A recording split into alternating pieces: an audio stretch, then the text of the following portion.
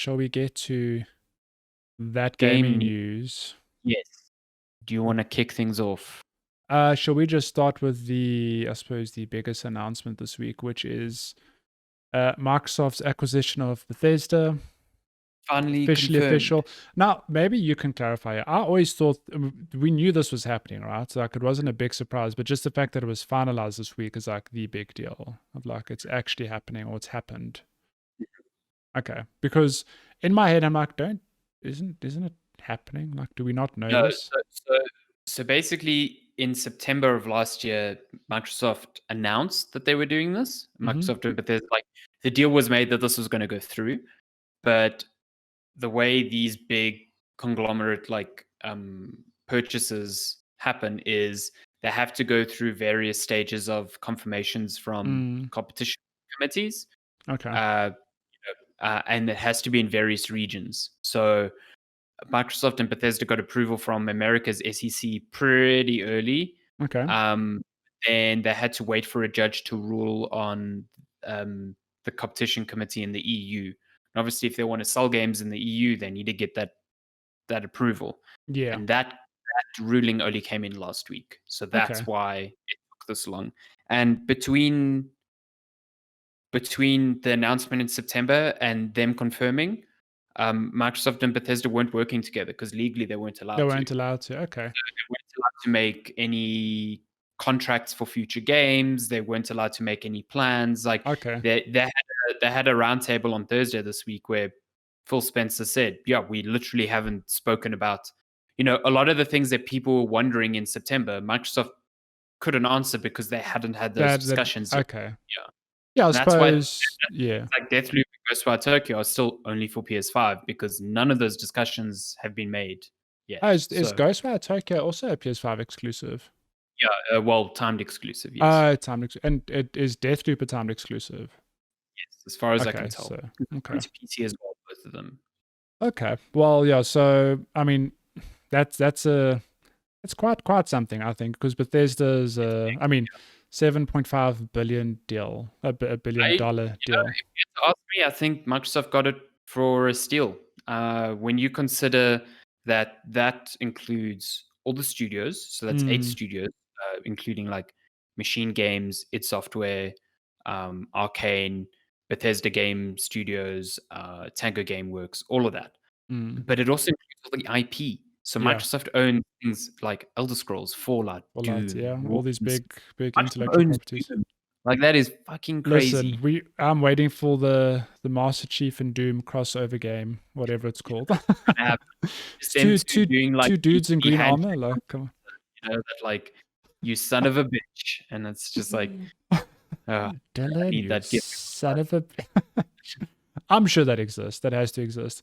But what's interesting about this deal? So obviously, moving forward, like Deathloop and Ghostwire Tokyo aside, everything future Bethesda is. I mean, look, Microsoft own both, obviously, but I have to believe that all future Bethesda stuff will be PC and Xbox exclusive to some degree. I don't know. Maybe they make the decision of like, well, we publish it on PS5 anyway because we still make money. So. Yes. I don't know, but it's an interesting discussion. Here's the thing. That's always been the question, like from the day this was announced. Yeah.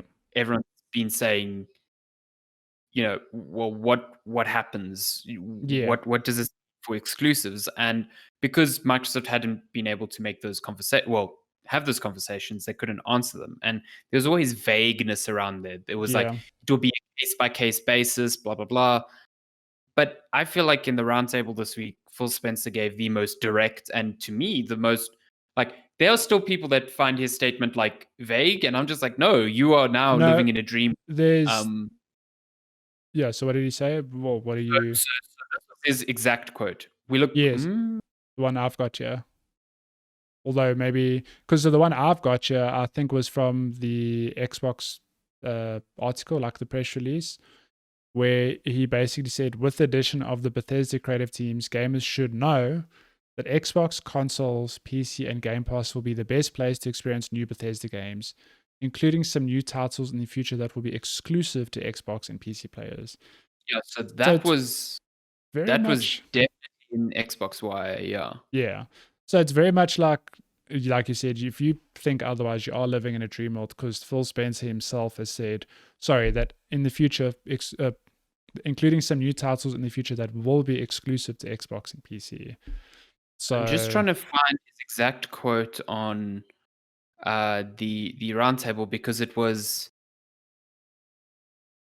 he left himself room in a very interesting way. So okay, I think I found it. So he said, if you're an Xbox customer, the thing I want you to know is that this is about delivering great exclusive games for you that ship on platforms where Xbox Game Pass exists.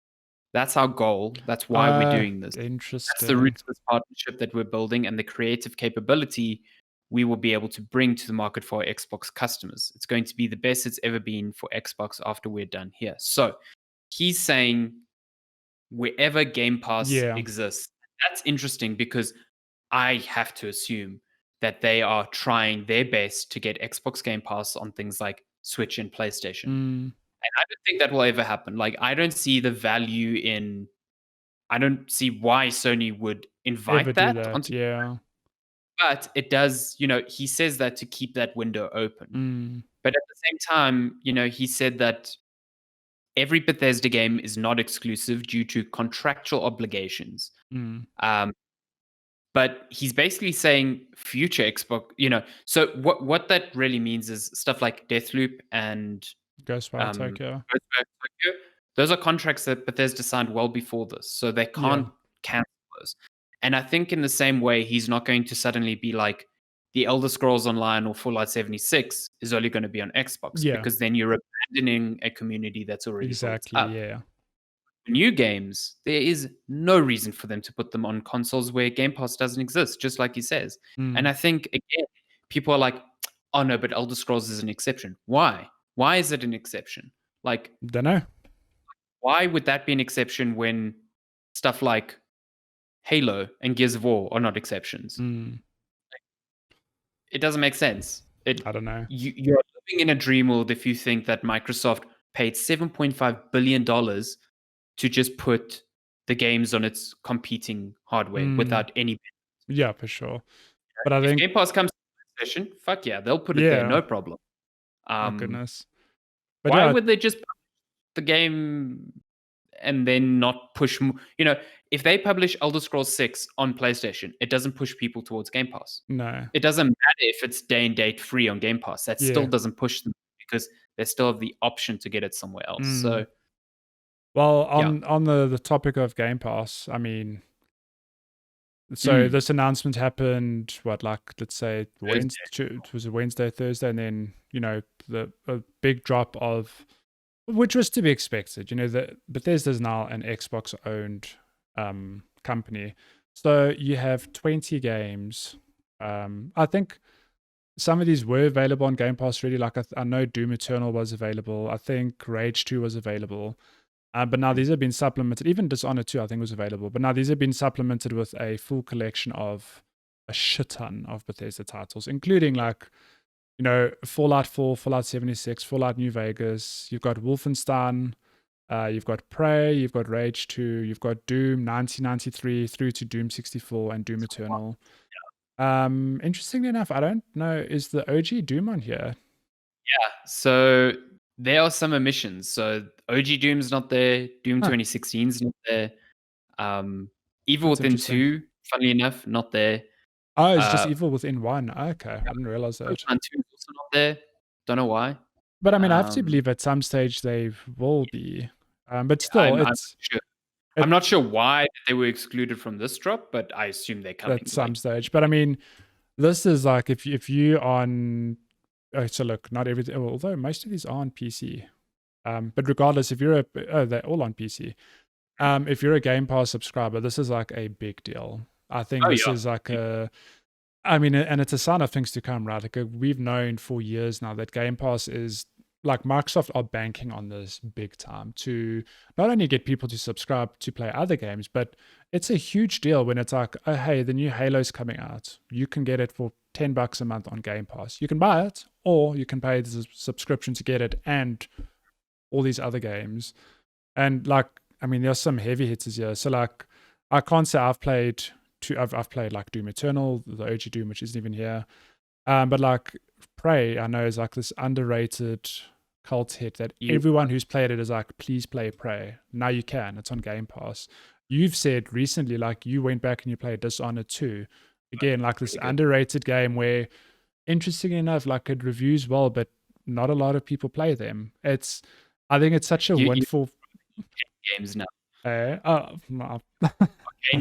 Phenomenal games that people. My God, where do I find the time? But like all these, this is a big game for Bethesda as well. I mean, like all these games of theirs are now going to get, reach an even bigger audience.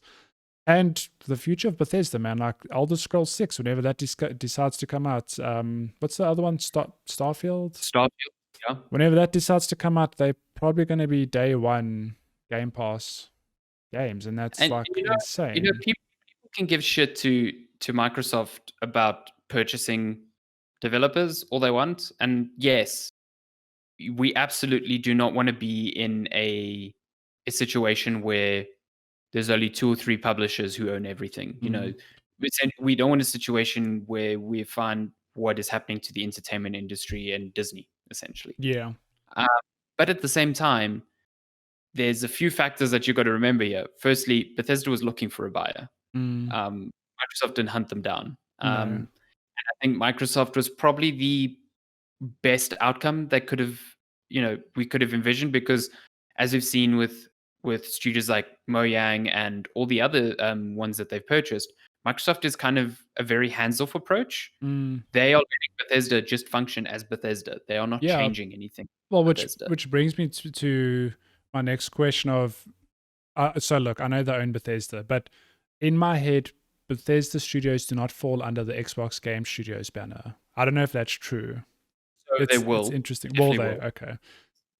But Bethesda as a brand is still going to exist. Yes, but that's, so that's what I mean. It's still like, it's Bethesda still separately. You're not going to say like, oh, Elder Scrolls 6 was made by Xbox Game Studios. It's like, it's a Bethesda studio game.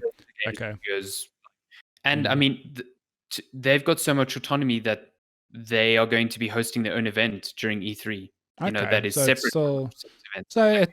Yeah. Okay. It gives them the sort of financial stability to continue doing what they do. And especially for developers like Arcane and Tango Gameworks, who make really, really good games that often don't sell as well as they deserve to. Yeah. This gives them a platform to continue making those, in my opinion, genre-defining titles, without the risk of Bethesda, struggling financially to say, we cannot make these projects anymore. Yeah. So, and then on top of it, Sony tried to buy the rights to Starfield. So, did they? Yeah, there was a report that came out just after Microsoft made the purchase of Bethesda that Sony was in discussions with Bethesda to attain exclusivity rights to Starfield. So, you can bitch all you want about Microsoft buying exclusives. That is the game now. Sony understands that's the game now. Yeah. They don't have the pockets that Microsoft does. But at the same time, Sony has fostered this amazing culture of their exclusives over time. Yeah. That they can lean on for it. I mean, it's driving them through this gen already. So it's interesting because like $7.5 billion is a lot of money, no doubt about it. But it feels like it's Microsoft. It's like almost pocket change to them. And I feel it's such an interesting purchase, and I think good for both companies. Like I think I've said Bethesda will benefit, and I do think Microsoft will benefit in the long run. 100%. Like Elder Scrolls itself is like this massive franchise where Elder Scrolls 6 I think is going to sell big time. It's a Microsoft exclusive is going to be massive. Yeah, I mean, and Elder Scrolls 5 came out a long time ago. It was a PS3 game, I think. It's been a long time since we've had that, and the meme is it's available on everything, including like your fridge and your printer.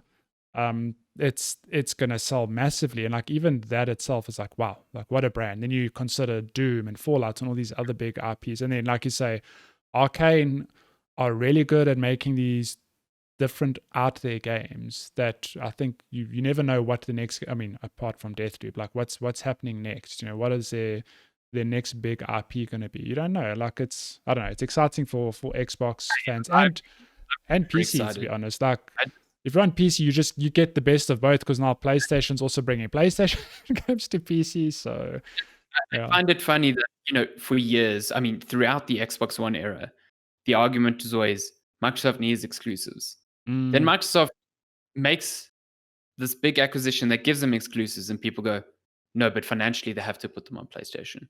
Like, the fuck do you want? Like, come it's on. Microsoft, for goodness sake. Yeah. And also, like, the argument has been they need exclusives. Now they get exclusives. Now it's suddenly like, no, they can't do that. I don't know. I don't think this console war is ever going to die because fanboys will keep it alive. But I have to believe that at some stage, that vocal minority matures and goes, you know what, I can just be happy playing my game on the platform I want. Like the outrage over Days Gone coming to PC. I'm like, why? It's stupid, man. Why? So like, dumb. Look, I get people enjoy the game. I think it's an okay game, but you got to play it.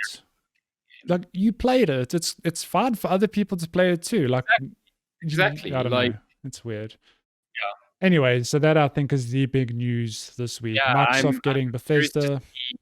How it? I mean, they said that more news on future games is coming this summer, which means E3 time.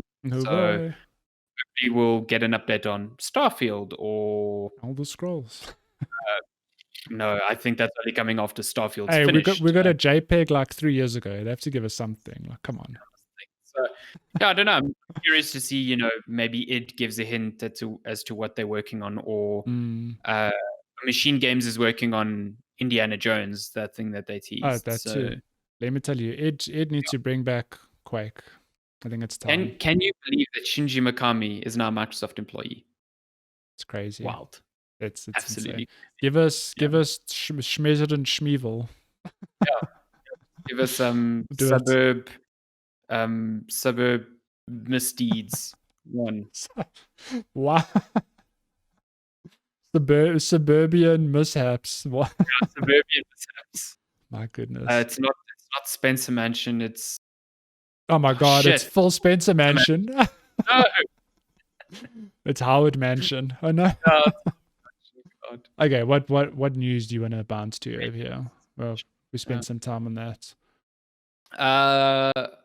Well, let's do these quick. Well, since we're on Xbox, let's just talk about this real quick. Halo Infinite got a 40-minute developer diary where they were answering questions from fans and just chatting about certain things. A lot of the video is them getting ideas from fans and them going, yeah, no, it's not happening. That's nice, but no. That was a bit weird. But there's some tidbits in here that are quite interesting, I think. So I don't know if some of these might only make sense to long-standing Halo fans, but there's going to be no dual wielding in Halo Infinite, which is interesting because that's been a thing since Halo 2. One of the things I found super interesting was that the game isn't described. They don't describe it as open world. They almost, the way they talk about it, it makes me think of wide linear. So a lot of Halo's missions, and the reason Halo is so revered is that it has these these hubs almost missions. Like Halo 1, which came out in early 2000s, you had the Silent Cartographer, which was this massive space that definitely had a route it wanted you to follow, but you could go about it in any different way. And at the time, that was just incredible. So Infinite is that expanded. So there's definitely a linear route that you follow, and there are definitely locked in story beats, but how you get around there is really up to you. So that's interesting because to me it gives the game a bit more structure. They're not making Far Cry Halo, you know what I mean? So I think that's Far Halo. Well, there's day night cycles that affect when enemies appear and what enemies appear. Okay. Which is interesting. Equipment is playing a big role in this game, so you won't have weapon upgrades, but you will be able to upgrade your equipment in different ways, which helps you get around or gives you different options in combat. And then what I think is the most interesting thing is the Halo, the actual ring, is a 3D model. It's not a skybox. It's not just an image in the sky. So sort of Zelda, if you see a thing on the horizon, it is there. That's cool. But also, if you are good enough, you can kind of knock people off the ring, which is Amazing. I think is fucking hilarious. So yeah, but it's cool because it's 3D rendered. They say at certain times of the day, the sun will eclipse Will the ring, blind you. moving past a physical object as Mm. opposed to just a skybox. So that's pretty Look, cool. I'm interested to see how this game turns out because the gameplay that was shown last year was like met with big criticism by a lot of people. Like visually, it looked bad, but I thought Mm. the ideas that they showed off were pretty cool. Like I'm a big Halo fan, so it looked like fucking Halo. So that's cool. Yeah. Every time they speak about this game and now, the things that they are getting ready for launch, I'm getting more and more excited about it. Yeah. I definitely think the delay was worth it. Mm. Because it seems like they had all these ideas that they wanted to put in, but the first impression was going to absolutely kill the game. Yeah. And that would be a shame. So I think there's a lot of stress to be I'm part of this sure. project. My goodness. So much It's riding on this project. It's Halo. It's like Xbox's poster game. I can't imagine the 343 is under right now. But like I said, every time they talk about it, it sounds like they are getting it right. So I mean, I don't think there's ever a problem with the game being delayed for, to improve it. So, depends how much time you give them, but I'm super. I'm sure they are very nervous about the very first time they show off gameplay again. Yeah, because that's going to be a big thing. That's gonna. It's gonna be. And look, people will find fault always, but like that first gameplay review, I feel like universally. I mean, there were some people like, "Oh, it's fun," but a lot of people are like, "That's not the Halo." Their next gameplay reveal could go two ways. It could go, "Oh, okay, this is why it was delayed," or it could be like, "I don't understand." Back to the drawing. No, I don't know. I have to believe it's the former. They're getting it right. So let's see. Shall we bounce to? I suppose these two stories, like you mentioned, they tie in together. So, Tomb Raider Definitive Survivor Trilogy appears on the Microsoft Store. So I think this was a leak or unintentional, a little anniversary package coming to celebrate the 25-year anniversary of Tomb Raider with the latest 3 games in one bundle, which is pretty cool. I think I really like the reboot franchise. I love Tomb Raider. I love Rise of the Tomb Raider. And I didn't talk about it, but I am playing through Shadow of the Tomb Raider, which is the weakest of the trilogy, but it's still fun. I'm having a good time with it. And if you're a big fan or you've never played these games, I think it's a pretty solid trilogy to look forward to. Rise of the Tomb Raider again. Rise of the Tomb Raider was real good. Even Tomb Raider, just if you come in knowing that like expecting Tomb Raiders from yesteryear, you'll be blown away by. I always find it interesting that Uncharted took inspiration from the OG Tomb Raiders, and then it feels like the modern Tomb Raiders took inspiration from Uncharted because they're very similar in the way they play. They started creating like the little hubs and it's interesting to watch the progression of that series through the 3 games, and I definitely agree with you. I think Shadow is the weakest, even though it's the most. It's super pretty. It's pretty, and I like the stealth, but I also just find it very boring for large swaths of the game. Yeah, something feels off, but I'll talk about that more when. It just doesn't feel right. Something just doesn't click correctly there. Yeah. But I thought Rise was like incredible. I think Rise is like there with even some of the highest highs of the Uncharted franchise. Yeah. If that comes, especially to if that comes to PS5 and has some cool DualSense functionality, I'm there. I'll play that for again. bow action. But so the reason I said this ties together is that Square Enix are having a digital showcase event next week, and like it's confirmed that it'll show off the next Life is Strange, which is cool. But I'm like, it's Square Enix. Where is Final Fantasy 16? Are we gonna see that? Are we gonna have this Tomb Raider trilogy officially confirmed? Don't know. Oh, listen, they basically laid out what they were showing off there. So I think expecting big updates on Final Fantasy, especially like remake or something like that, or like a new Tomb Raider, I think is if they are saying this is what we're going to talk about, and you're going, okay, I got you, but what about this? Like, you're just setting yourself up for disappointment. No, look, no, I get that, but I'm not even talking about remake. I'm like Final Fantasy 16. What's going on there? You know, I don't know. Don't know. But yeah, that's happening. So that's happening. Yeah, I'm curious to see. I'm also hoping that Square Enix has polished these showcases up, because I think the last time they did one was E3, where they showed off like the same fucking Kingdom Hearts trailer for like the fourth time. That was a And train smash. And that Kingdom Hearts trailer, it was missing, what is it? It was missing like background noise or something. It is literally cheat fucking mess. Yeah. Okay, so that's happening. Is this coming week? When is it? Yeah, I think it is this coming week. I do not see a date, but I do believe it is this coming week. So yeah, cut for that. So March 18th. There we go. So I'm just blind. It happened yesterday. Dying Light is getting a developer update on March 17th, which is like first time the game has been spoken about since its delay in January 2020. So I'm very keen for that game because I enjoyed the shit out of Dying Light. Like, I feel that game is severely underrated as well. Like, I think it reviewed well. It has its fan base, but I'm very keen. I mean, back then that was like a parkour simulator with zombies, and it was real good. It worked so. It was so good. So I'm very keen to see, what they do with the sequel. Yeah. Well, what should we fly through next? Let's just quickly touch on this Roblox stuff. So Roblox is interesting. I mean, if you have a kid, you probably know what Roblox is, because this game is just huge amongst young audiences. Yeah. But essentially, it's like Roblox isn't so much a game. It's more a platform for people to make games. Like, no programming experience, no nothing. Think of like Mario Maker, but or Little Big Planet for that matter, but far more accessible. So it's on smartphones, it's on console. I think it's on consoles.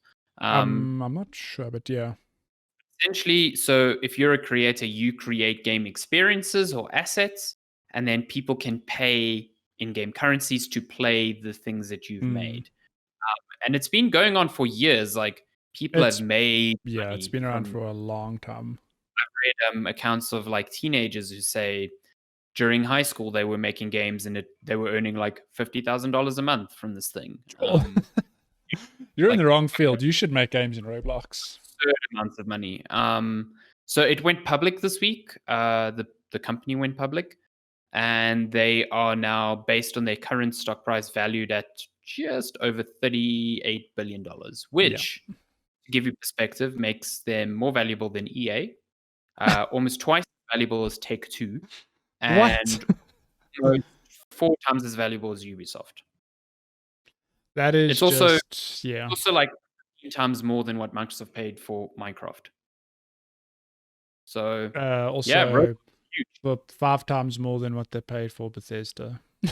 Yeah, it's huge. Like, Roblox, I mean, I read a lot of their they obviously have to provide documents when they go public, laying out a lot of things, for investors, and there was pages and pages on risk management, and they were very, I'm sure legally they have an obligation to be, but very upfront about 2020 being a sort of anomaly year for the thing because of the pandemic, and they don't expect the growth to be the same. Same.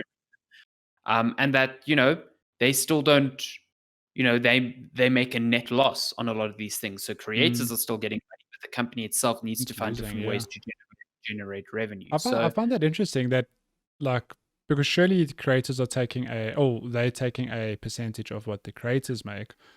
But it could be that the platform is still very expensive. Too expensive to run, So, interesting. But it's an interesting company that I think, it flies under a lot of people's radar because we focus on the games that interest us.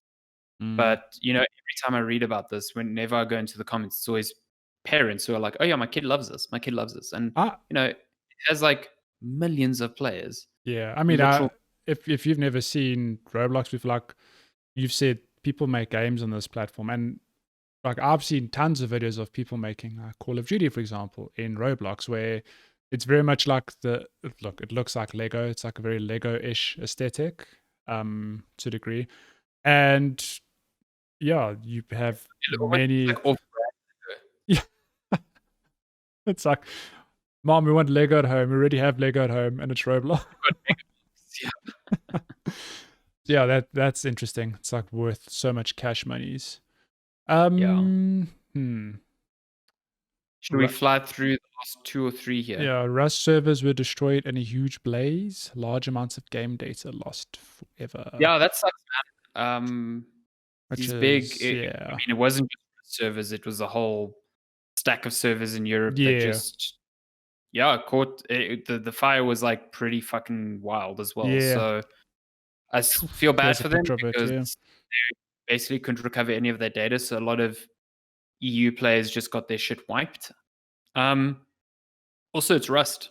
Your shit gets wiped all the time. Like the servers reset constantly. So yeah, it sucks for now. If you had a very cool like house that you were like built up near a beach and were just killing new players out. Yeah. Listen, I still don't like Rust. I don't know if you can tell. But yeah, interesting. It sucks for the. That's a shit thing to deal with. Yeah, and I think the last thing we'll touch on is Phasmophobia. I need to play this game with you. I would love to play Phasmophobia with you. But the latest update stabilizes the game and lets ghosts follow your voice, which is kind of terrifying to imagine because the way the game works now. So I think the first few hours you play Phasmophobia, and even beyond that, like there are moments that will terrify you because it's like, oh my god, there's a ghost that appears and it hunts you, and you obviously need to try. There are objectives to meet in order for you to get a payout. But there are, I suppose, hiccups with the game in that that if a ghost starts to hunt you, you just go hide in a room, close the door, nothing's going to happen, whatever. But it seems like the developer is just obviously taking these things into account and constantly updating the game so I know, for example, if I go into a building that the ghost sort of spawns over there and it's only ever going to be in that part of the building, that's cool. Don't ghosts move? No, they do, but it's like they'll chase you, but then they'll disappear, and then they'll almost respawn in like the same area. Whereas it feels like now there are changes being made that the ghost like sort of has a wider reign of the building, and there are things like it will follow your voice, which is terrifying because the true way to play Phasmophobia, you don't use Discord, you mute your Discord and you use in-game communication. So there's proximity chat. So obviously when you're in the same room as someone, you can talk. But if they're on the other side of the house or the building, you have a walkie-talkie. So you are using in-game communication, which is terrifying to think that if I'm busy talking to someone on the other side of the building and the ghost is near me, it'll hear me and they'll come and find me, which was not a thing previously. So yeah. From a gameplay perspective, that's amazing. But also for me, the tech perspective of that is fucking insane. Like, I would love to know how that works. How it actually works. Look, the games, it's a good time. I'd say even if you're not a fan of horror games, I think the fact that you're playing with up to 3 friends, ghost hunting, it's like I've had some of the best laughs in this game. Like, as terrifying as it can be, it's so much fun. Like, I love playing Phasmophobia. So I'm glad it's getting constant updates, and it's updates that are obviously making the game better and more terrifying, which is not a good thing, but but yeah, I think that is all the news this week. I don't know if there's anything else to touch on. Oh wait, no, this is a story you nitpicked yourself. Right, yes. If you there's a video, maybe I'll put it in the show notes, but there's a YouTuber in the States who managed to build a scale replica of Cloud's Buster Sword. And as you all know, that sword is stupid because it just makes no physical sense. Like, it's so top heavy on one end, and to try and pick it up on the other just seems impossible. Crazy, yeah. So this YouTuber he bought an exoskeleton. It's an exoskeleton that's passively powered, so there's no motor in it, and it's mainly used for camera operations. So if you're holding, cameras for shows for a long time, it just helps you make it feel light. And he managed to pick up the sword using this thing. And it's a 12-minute video. It's a real trip. It's fun. Like, it's just a fun video. So yeah, go check out YouTuber bought an exoskeleton to wield the Buster Sword. Yeah. Obviously, he can't. He can't. He can like pick up the sword, but he can't do anything with it. So Yeah. clearly, Cloud has an Cloud exoskeleton underneath his. you know. But yeah, then I guess that is now news. We couldn't I mean, leave that bit out. kind of that sword after each battle, and his arms would be huge if he did that for Little real. So skinny clearly, cloud arms. they're investing in merits here. My goodness. Channeling the soul of Zack. That's the only reason he's strong. He's so strong. But yeah, that is now news.